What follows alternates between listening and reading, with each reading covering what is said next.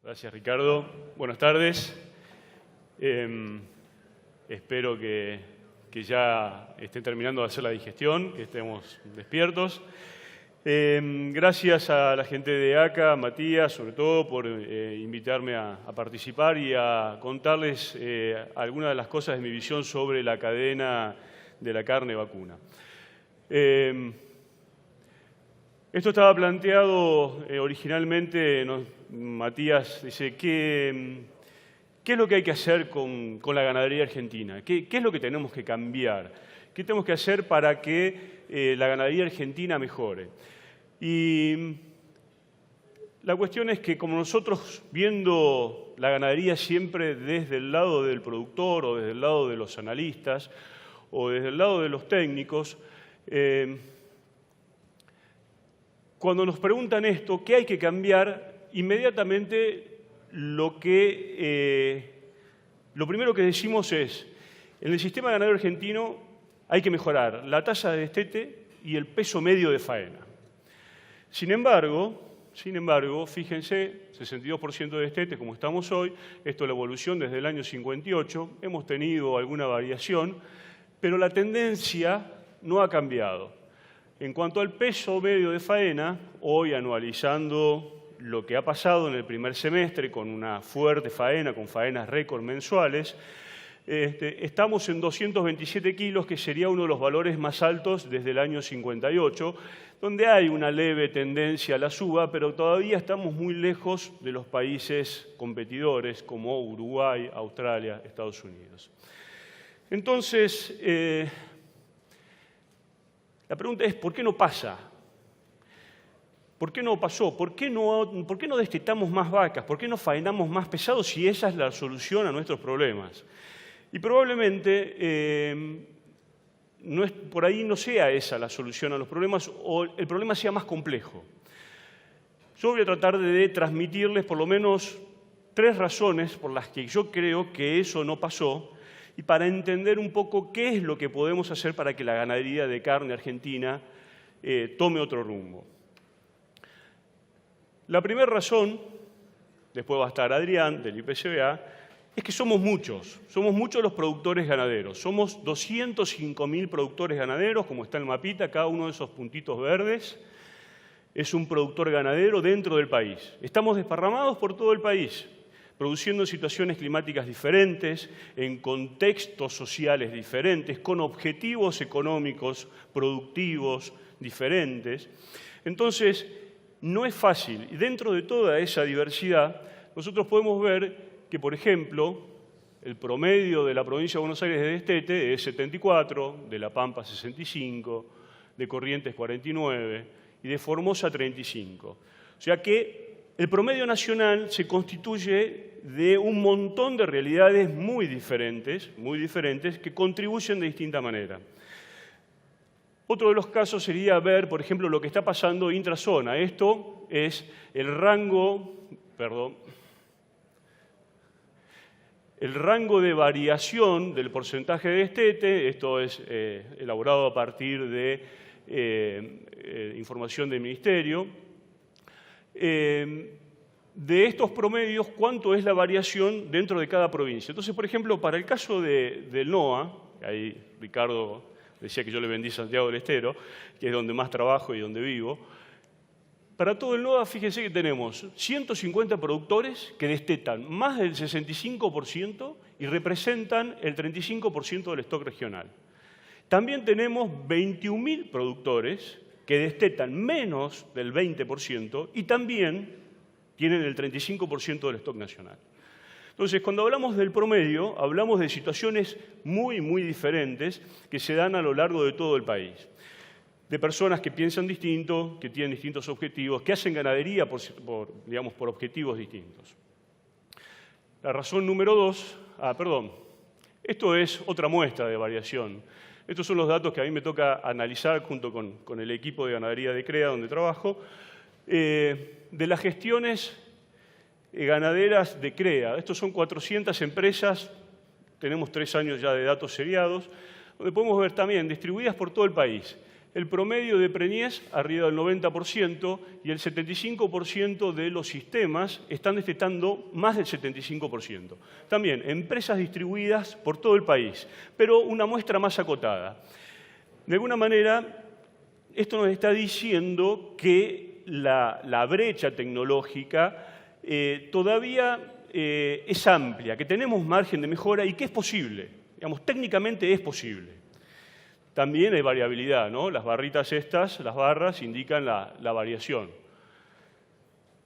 El problema o la razón número 2 tiene que ver con esto. Esto, en la figura de la izquierda, lo que tenemos acá abajo es la faena mensual en miles de toneladas equivalente a res con hueso versus el precio de novillo en pesos constantes, actualizados a diciembre del año pasado.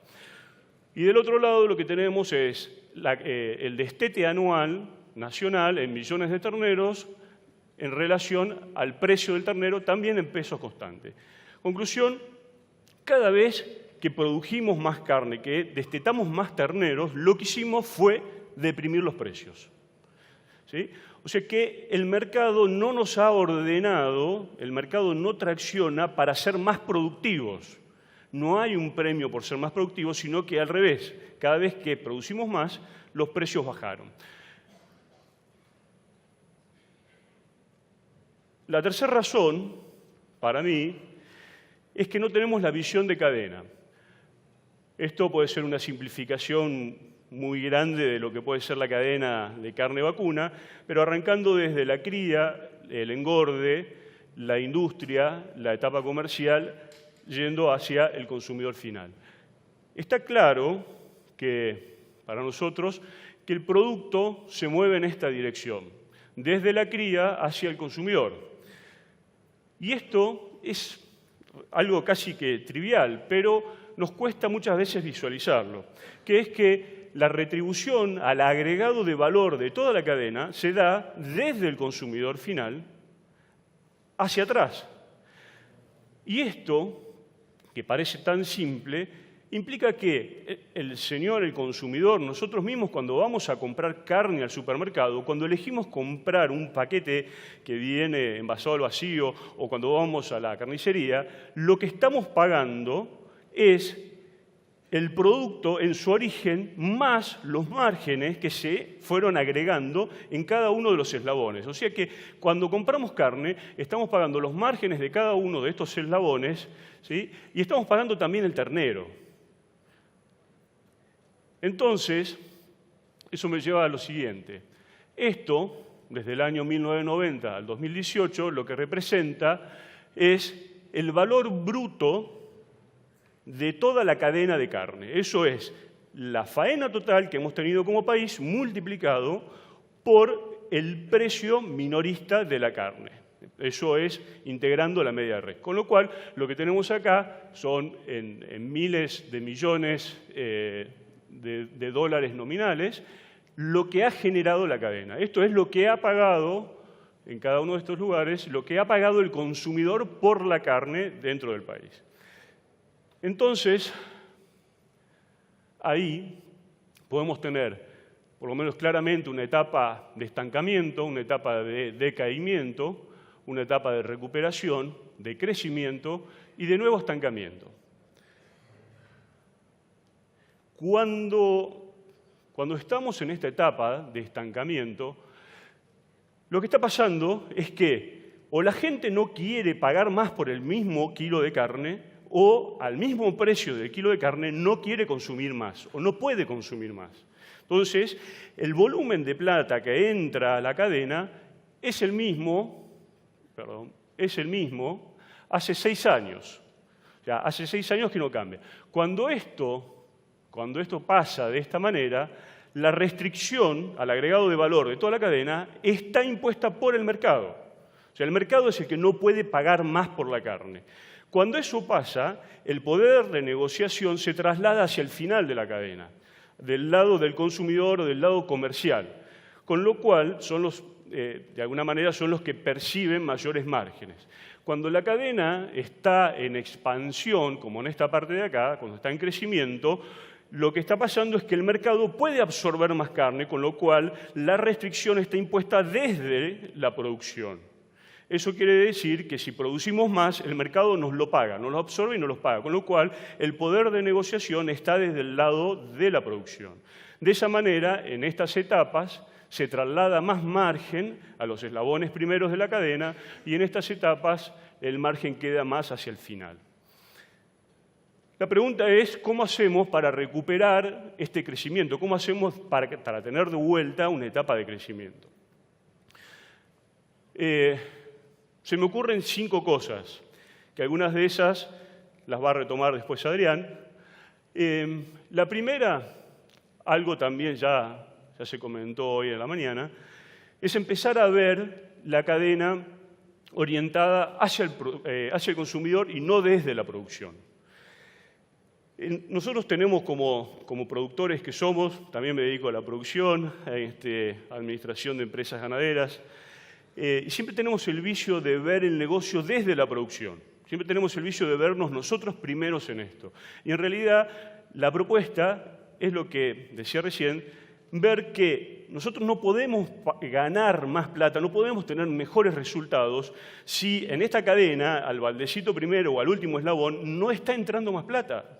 No está entrando más dinero. No nos puede ir mejor si esa cadena no está agregando más valor, si no está generando más valor. Entonces, ¿qué podemos hacer? Preguntémosle al consumidor qué es lo que quiere, qué es lo que está dispuesto a pagar. O sea, el consumidor hoy no puede elegir algo distinto que no sea carne como producto genérico. Cuando vamos a comprar carne, lo que estamos comprando es la confianza del señor que está del otro lado del mostrador o de la marca del supermercado que nos dice que es eso. Ahora, ahí no tenemos información de cómo fue criado el animal, de cómo fue engordado, de cómo fue el sistema, si era del norte, del sur, qué tipo de raza. No tenemos información. Entonces, el consumidor no va a elegir pagar más por algo que nosotros le estamos diciendo que vale más. Lo otro, ya se pasaron todas, pero bueno.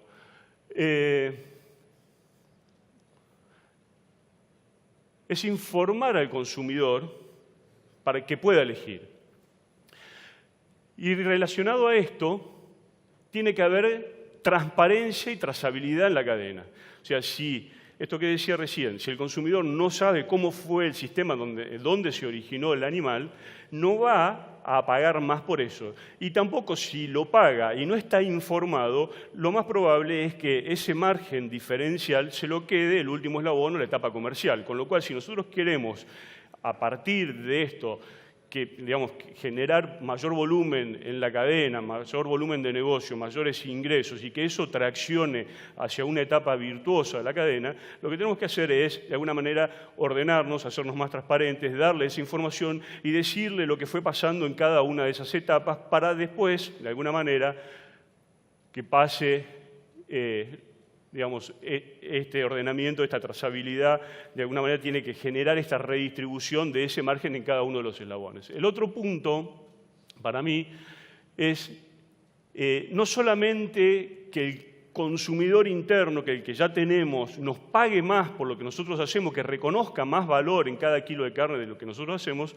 sino que a su vez tenemos que expandir el mercado. Lo que estamos viendo es, no hay más capacidad de compra, el mercado está estancado. Tenemos que expandir el mercado, o sea, no solamente agregar más valor a cada kilo, sino que además vender más kilos.